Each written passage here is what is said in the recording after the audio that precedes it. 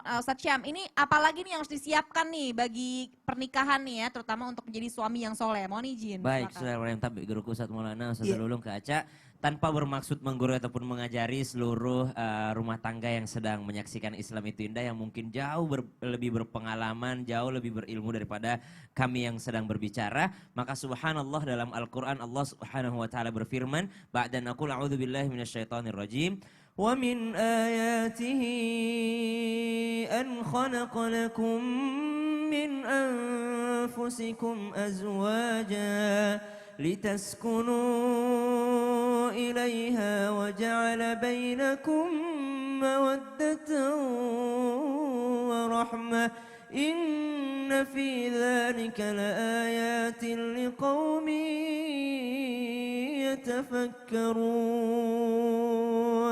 Pernikahan sejatinya untuk mendapatkan mencapai yang namanya sakinah, ya, litaskunu ilaiha wa ja'ala bainakum mawaddatan wa rahmah. Maka setelah amunisi tadi ada amunisi dari segi ekonomi, ada amunisi dari segi ilmunya, maka amunisi selanjutnya adalah dari segi mentalnya.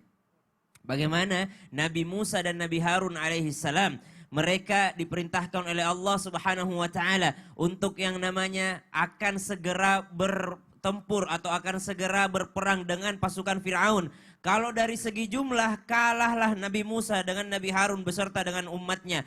Kalau dari segi persenjataan jelas mereka kalah jauh dengan pasukan Fir'aun. Namun Allah subhanahu wa ta'ala meminta Nabi Musa dan Nabi Harun alaihissalam untuk tetap berada di dalam rumah. Lalu memerintahkan seluruh kaumnya untuk berada di dalam rumah. Untuk menjadikan rumahnya menjadi kiblat-kiblat mereka. Dan menjadikan rumahnya sebagai tempat sholat dan tempat ibadah mereka. Lalu untuk apa Allah subhanahu wa ta'ala memerintahkan ini? Agar mereka mempunyai kesiapan mental menghadapi Fir'aun. Makanya ketika dikejar sama Fir'aun, di depan sudah laut, di belakang tentara Fir'aun sudah kelihatan, namun mereka mengatakan bahwa Allah tidak pernah meninggalkan kita. Ada mentalnya, kekuatan mental. Yang namanya pernikahan bukan bermaksud menggurui ataupun mengajari, yang namanya pernikahan pasti akan ada ujiannya. Terkadang ujian tersebut justru datang karena ekonomi, bukan ekonominya rendah, tapi ekonominya tinggi. Betapa banyak perceraian terjadi, bahkan terlihat kaya raya namun berpisah juga. Kenapa? Karena mentalnya yang tidak ada. Subhanallah, betapa banyak kelihatan bahagia namun ternyata di dalam hatinya tidak bahagia. Kenapa? Mentalnya. Apa yang membuat mental ini jatuh? Karena jauhnya dari Allah subhanahu wa ta'ala.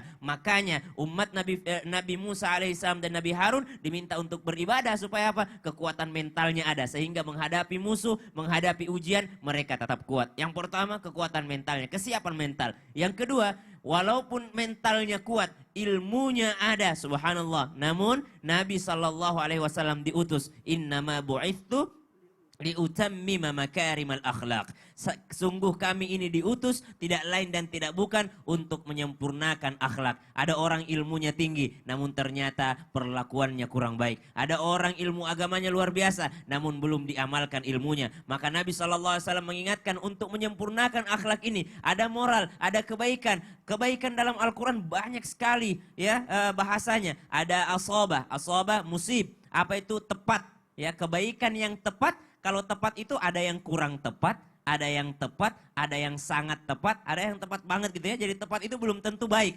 Misalnya ada kebenaran, oh saya memahami Imam Syafi'i kalau sholat pakai kunut. Tapi Anda sholat di tempat orang yang tidak pakai kunut dengan mazhab yang lain. Maka walaupun benar pakai kunut, maka jangan pakai kunut di tempat orang yang tidak kunut. Berarti ada kebenaran tapi belum tentu baik. Subhanallah. Maka moral ini adalah sesuatu yang sangat-sangat penting. Akhlak ini adalah sesuatu yang sangat-sangat penting. Karena baginda Nabi SAW diutus untuk menyempurnakan akhlak. Bahkan banyak sekali contoh-contoh bagaimana Nabi SAW memperlakukan pasangannya, memperlakukan istrinya dengan akhlak yang sangat mulia. Kemudian yang terakhir adalah kesiapan finansial. Kesiapan finansial bukan berarti harus kaya raya, tidak. Karena banyak juga yang kaya raya tapi tidak bertanggung jawab. Kesiapan finansial yang dimaksudkan oleh Allah Subhanahu wa taala, bagaimana seseorang mampu untuk merasa bersyukur, mampu untuk mengatur keuangan, dia tahu yang mana yang wajib, yang mana yang sunnah. Karena kadangkala kita nih sekarang kekurangan prioritas gitu ya. Kita nggak tahu yang mana prioritas.